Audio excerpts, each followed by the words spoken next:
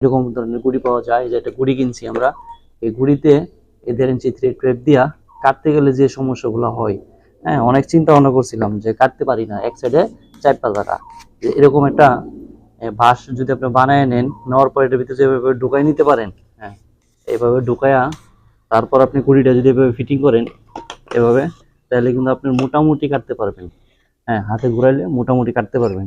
কারণ এটা না কাটার কারণ কি দেখা যান, আসেন যারা এই গুড়িগুলো কিনবেন এই জিনিসটা অবশ্যই বুঝবেন যে না কাটার কারণ হয়েছে, আপনি দেখবেন যে এই এই যে গুটি যেটা বলা হয় থ্রেড কাটার, এটা আপনার এভাবে লাগাইলে, হ্যাঁ, এই যে এভাবে লড়ে, এই যে এভাবে লড়ার কারণে এই দাঁতটা যে সময় পেলা ইয়া দিয়া পাইপলাইন যে সময় ভালোভাবে এটা ঘোরানো হয়, এই সময় এটা একভাবে এভাবে লইরা জায়গা একদিক চাপটা জায়গা, একদিকে চাপটা জায়গা, এই চাপটা যাওয়ার কারণে এই জায়গায় একদিক ডাইবা যা, এই জন্য পেঁচটা কাটা যায় না। যারা এগুলা কিনবেন, আর কোম্পানি অবশ্যই এটা নিয়ে আরো মডিফাই করতে হইব।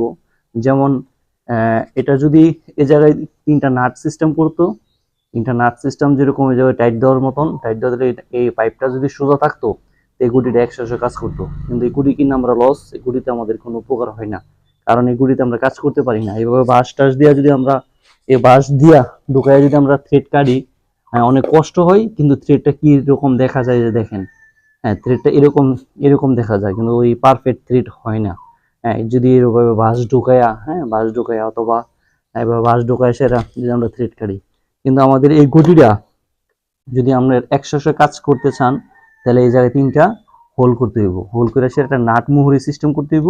যে সময় আমরা এই পাইপ এই জায়গায় ঢুকানোর পর এই লুজ আর হবে না, যে সময় লুজ হবে না, তিন জায়গাতে দৌড়া লাগবে, এটা স্ট্রেট সোজা থাকবো, তারপরে দেখবেন আপনারা কাজ করতে পারবেন।